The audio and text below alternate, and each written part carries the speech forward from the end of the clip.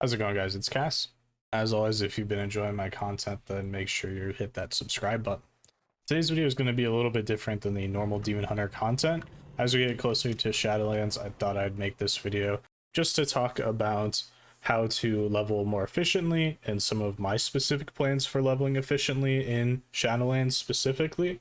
This is something that will work for any level launch realistically, as long as you have access to these items, and the general thought process is pretty much the same. So if you leveled efficiently in BFA, realistically this video will not help you that much. However, there are some specific Shadowlands things that may help you. The first of which is just going to be some general items to help you level faster. Those items being obviously food buffs, gun shoes. For those of you that don't know, gun shoes are usable outside, and they basically do exactly that. They put guns on your shoes, you can jump with them, you can glide with them, but it slows you down, and they basically allow you to get anywhere faster. The biggest thing with these is that we actually start in Shadowlands, we start in the Maw, and you actually can't mount in the Maw. So gun shoes will speed you up significantly, and I'll talk a little bit about this towards the end of the video. There's a VOD of Joker D's stream where he levels that. I would suggest watching a couple of times, just the intro version of it, the intro portion of it, just so you get an idea. In that VOD specifically, he's using gun shoes throughout.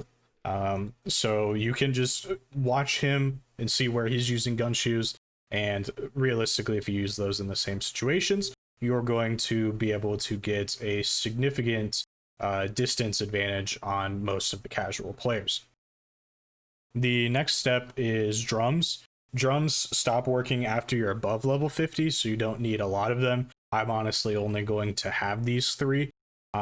There's a couple of bosses in the Maw that are relatively strong that you're going to be using these on, that again will be shown in the video linked in the description. Unfortunately, I don't have access to the beta, or else I would be doing leveling runs specifically, and that's what we'd be watching right now.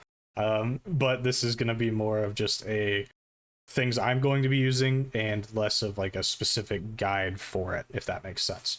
So I mean, the next step is obviously having food buffs, having flask. All of those things are very important to leveling efficiently, and to just generally going faster.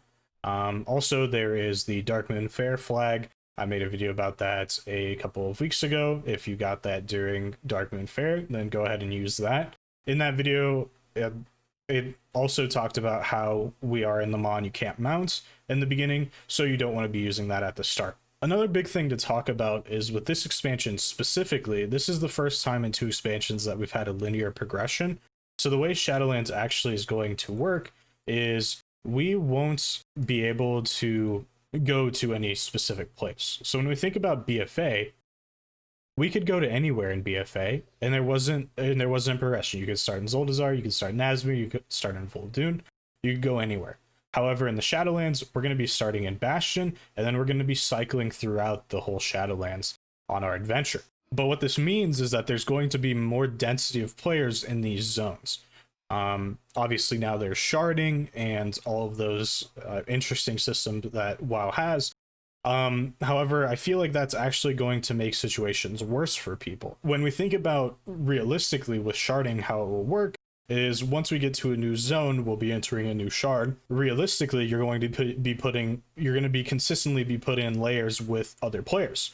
Whereas if you got consistently ahead, you wouldn't actually have to be dealing with the sharding mechanic.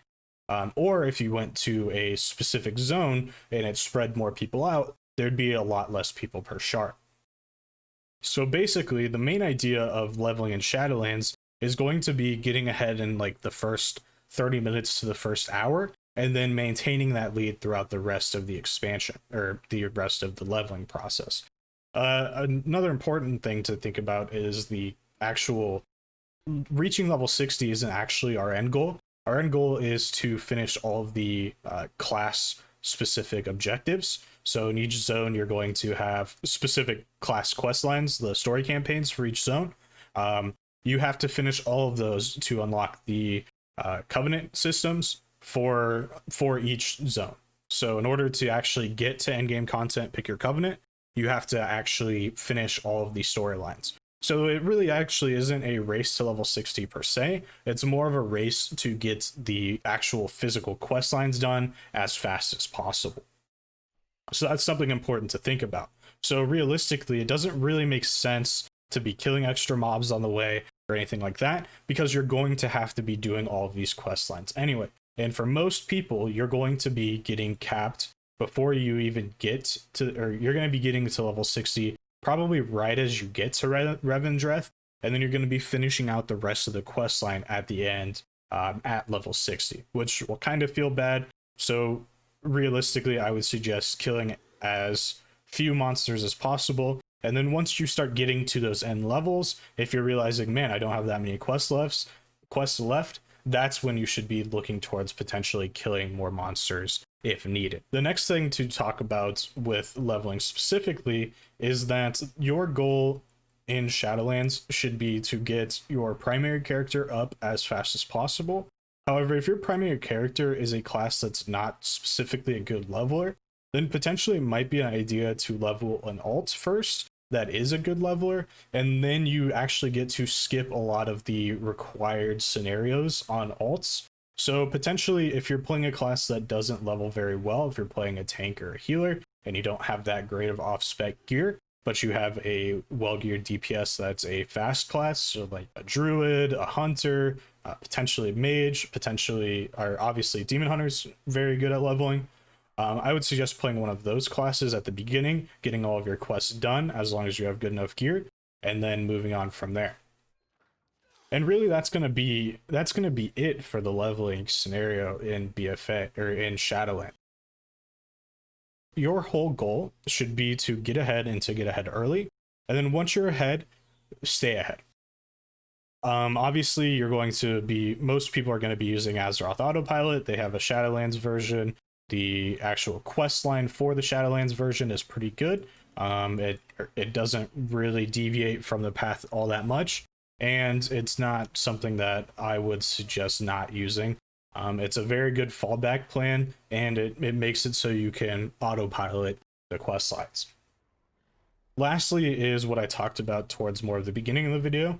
In the description below, there is a link to Joker D. He is the guy that got World First 60. He's one of those people in the community that people either love or hate, but he's obviously good at the game and obviously pretty knowledgeable about leveling. He has a VOD up right now of his run from 50 to 60, where he uses those specific skips. What I would suggest doing is watching the first 30 minutes to the hour of the VOD a couple times if you don't have access to the beta. That way you get an understanding of those early quest lines. That way you can get ahead of some of the people that will be doing these quests for the first time as well. If you do have access to the beta, I would suggest playing the intro quest line and the majority of Bastion a few times, like 3 or 4 times in the next few days.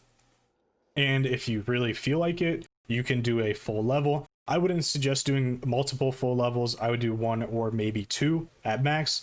And then at that point, you won't be like potentially feeling burnt out, but you'll still have an understanding of most of the quest line in the game. All right, hope this video helped. If you liked the video, leave a like. If you didn't like the video, F5, refresh, try it again.